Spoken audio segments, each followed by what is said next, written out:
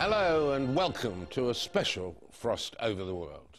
This week we're marking the 60th anniversary of the founding of the State of Israel, an event which, of course, has led to a lasting and bloody conflict between Palestinians and Israelis, and has threatened not just Middle East security, but world security too. I'll be speaking to a man who's been at the center of power in Israel for every one of those 60 years, the Israeli President Shimon Peres. I'll also be speaking to the two men who are now central to the future peace of the region, the Palestinian Prime Minister Salam Fayyad and the quartet's Middle Eastern envoy, Tony Blair. All that and more. But first, a look back at history and at the background to the State of Israel and to the conflict. For thousands of years, this land has been ruled, conquered and divided by many different peoples. After the Holocaust and the Second World War, the United Nations recommended that Palestine, under British rule and largely populated by Arabs, should be divided into an Arab state and a Jewish state. On May the 14th, 1948, the British withdrew, and the Jewish People's Council proclaimed the independent State of Israel, with David Ben-Gurion as Prime Minister.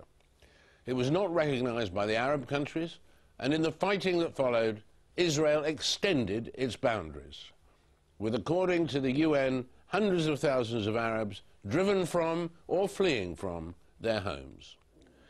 Tensions rose again in the 1960s, culminating in the Six-Day War in 1967.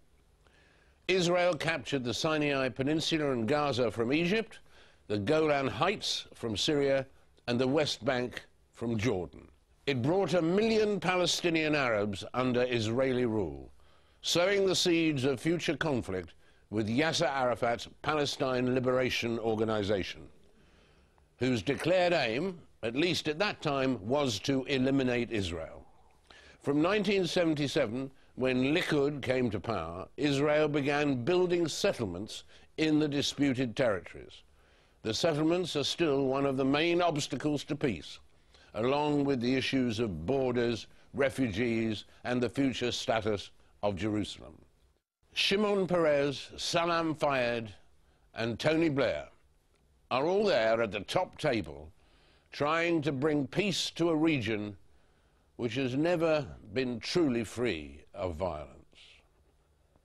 In 1948, Shimon Peres was responsible for Israel's manpower and arms and the Navy.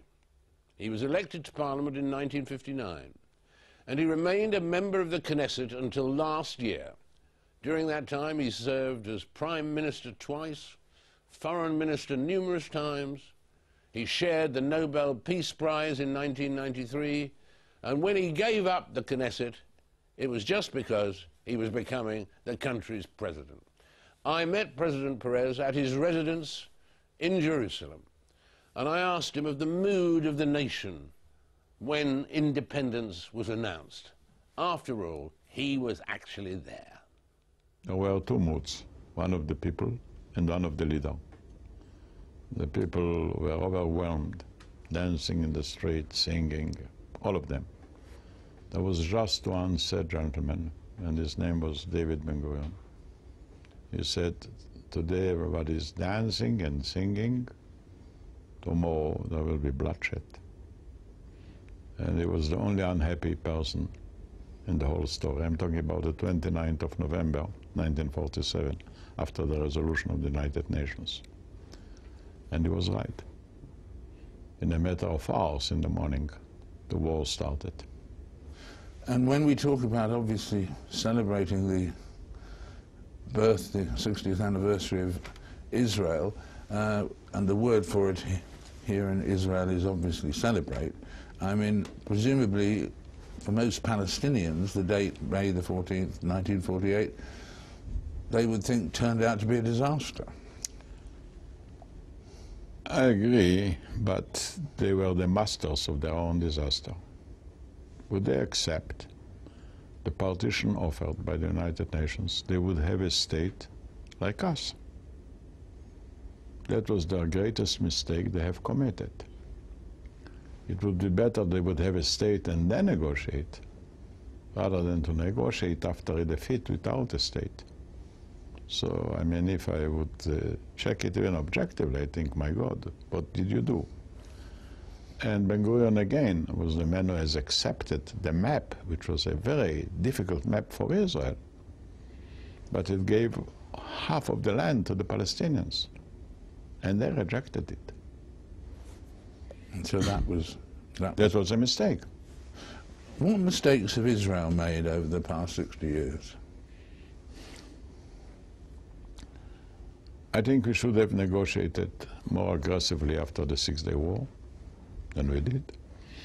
I think the greatest mistake Israel has committed by rejecting the London Agreement. That was the best possible solution for the conflict between us and the Palestinians. Since we have had already peace with the Egyptians and had already peace with the Jordanians, the time was ripe to make peace with the Palestinians. And this time we rejected it unduly. It was our mistake. What reasons today do we have to be optimistic about peace or worried? Optimistic is the lack of an alternative. Today I don't think that anybody really feels that they can win a war. Wars are not winnable. The Arabs couldn't win it militarily, and we couldn't win it politically. And for us, the greatest victory would be a political peace, not a military war. And also because on the Arab camp too, there is a least group of people who are sincerely for peace, headed by the Fatah group. They're ready to negotiate. I think the distances, the differences are not very great. They are rather emotional than territorial. And they also have the precedent of peace with Egypt and the precedent of peace with Jordan. I think we have helped to create a Palestinian personality, because until Oslo, nobody recognized the Palestinians as a people. The West Bank was under the Jordanian government, and they didn't hand it over to the Palestinians. Gaza was under the Egyptian hold. They didn't give it. We were the first to tell them, okay, be a people and have a land. But I mean, out of Jerusalem settlements, return of refugees, borders, the wall, Hamas, I mean, which of those do you think will be the last to be sorted out or solved? Which is the most difficult? Jerusalem, because it's a loaded issue, full of emotions, and because it contains not just a political conflict, but also a religious one. When you deal with holiness, it's very hard to achieve a compromise. Politics is built on compromises. We are used to this sort of solutions. The paradox is that today's situation in Jerusalem is not bad until we will try to put it on paper. The minute you put it on paper, it will become a catastrophe. What is today? Everybody can go to the synagogue, to the mosque and church and pray. We have every Friday 4,000 Muslims coming to the mosque to pray. Nothing, very quiet. All the prayers are going straight to heaven without any censorship and without any intervention. Try to put it on paper, you are lost. Because then they will raise the problem of sovereignty, the problem of division, the fears, the division among the Arabs themselves, who is in charge of Jerusalem. So, I mean, the paradox is that, in fact, there is peace. In theory, it's extremely difficult to define it.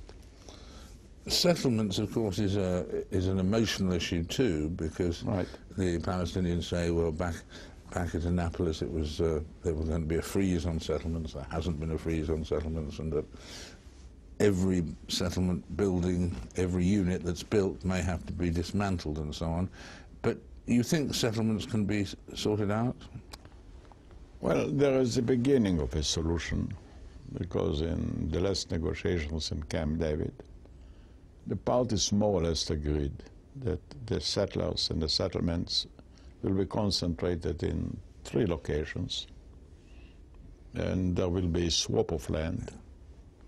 Namely, if those three locations will take several percentage of the West Bank, we shall compensate the Palestinians with almost the same percentage somewhere else. So the principles are there, but there is still an argument about how many percent, still an argument where will it be, and the locations and so on, but there is an opening. What about, is there an opening on the subject of Hamas? Because it seems to me that it's impossible that you really get a settlement unless it's a three-state settlement rather than a two-state settlement. How do you get a settlement without Hamas being some way roped into it? If Hamas will not come, they will be on the waiting list. They cannot build a state of their own. They are too small, too poor, too isolated. But they're a part of a larger problem. The larger problem is Iran vis-à-vis the Arab world. Iran wants to control the Middle East generally, religiously. Actually, they Iran, yes. They want really, if one can say so, a religious colonialism to which many of the Arab states don't agree. They prefer to have states and not to have one country controlling their destinies.